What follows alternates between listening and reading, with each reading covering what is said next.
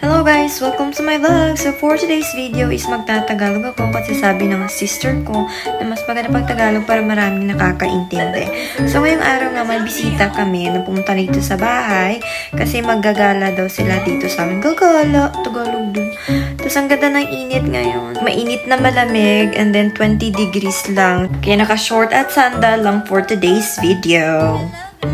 Maglalakad nga lang pala kami papuntang mall kasi sobrang ganda naman ng weather. And wala naman kaming service na wala kaming car. But kaya naman, may mag-sponsor. May nakasalubong nga kaming bata. Tapos lagi talaga ako na-amaze. Kasi pag sa Pinas, hindi naman pinapayagan tumawid mag-isa o kaya pumunta sa kung saan saang lugar, diba? And then yung mga bata dito, napaka-disiplinado. Kasi pag naka-green light lang din sila tatawid. Hindi sila tumatawid pag nag-red. Kasi sa Pinas, mga bata, naku, tatawid kahit naka-red. Yan ang isa sa mga culture na nagustuhan ko dito sa Japan. Kasi while bata pa, tinitrain na nilang maging independent, hindi nila bini-baby. And then may nakasalubong nga kaming yung mga nakasuit, tinatawag nilang salariman. Lagi silang may maleta. Ewan ko ba kung nung laman yan. Pero parang alam ko lagi silang may business trip. So pagkapasok nga namin sa mall, nakita nga namin yung H&M, Uniqlo, Gio, yung Daiso sa upper level. And then, una namin pinasukan yung H&M. Ang mahal ng dress, kahit pambata lang. Ano kaya pang matanda? Yung jogger pants na yan is 1,499 yen or sa Pinas, parang nasa 600 pesos ata. Ganun. Tapos, naka-sale pala yung H&M ngayon. Kaya, from 149 yan, naging 9999 na lang.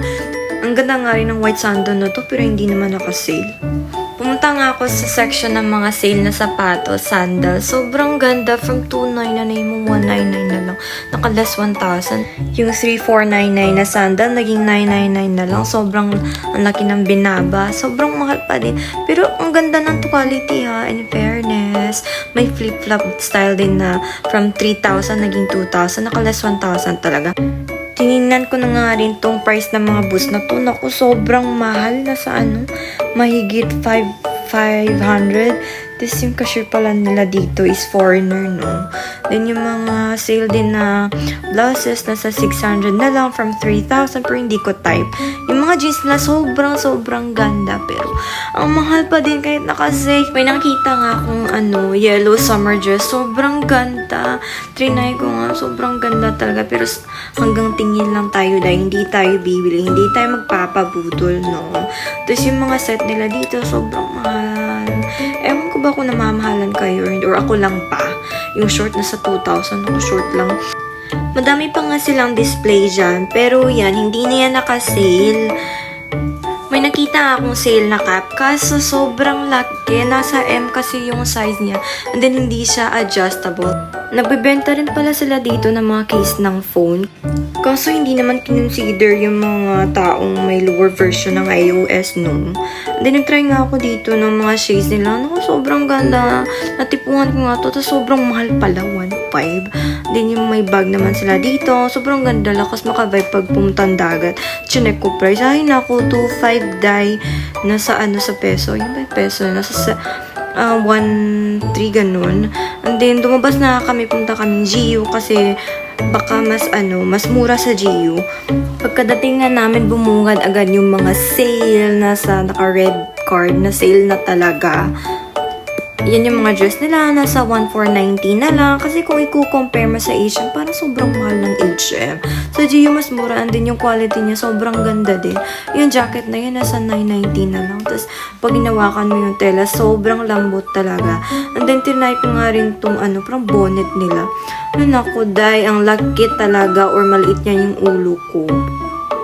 May jogger pants din sila na pang teenager. Sizes is S, M, and L. Tapos kasya ko yung L na size. And then nagsukat-sukat na ako ng mga sale na jacket. And then may crop top din sila. Sobrang ganda. Nakasale lang din yung black na yun. Nasa 990. Tapos ang mahal kaya yung original price ay. Tapos yung dress na yan, nasa 990 lang yan. Sale lang din. Sobrang ganda, guys. Bet na bet ko nga tong mini bag na to from nakasale din na 590. Tapos yung nasa ibabaw is nasa 1990. Tapos Tapos na nga mamili yung mga kasama ko kasi medyo nagmabadali din kasi sila. Kasi yung train is 3:50 and then bantang oras na yan is 3 p.m. na. Bumili nga muna sila ng ticket, ilagay mo lang yung money mo, and then i-click mo kung saan destination ka pupunta. And then makikita mo kung magkano, then magkano yung supli mo. And then sa baba niyan is makukuha mo yung supli mo. Kailangan mo talaga unahin yung supli mo kasi dahil hindi titigil yung yung sounds niya pag hindi mo nakuha yung supli. So dito na lang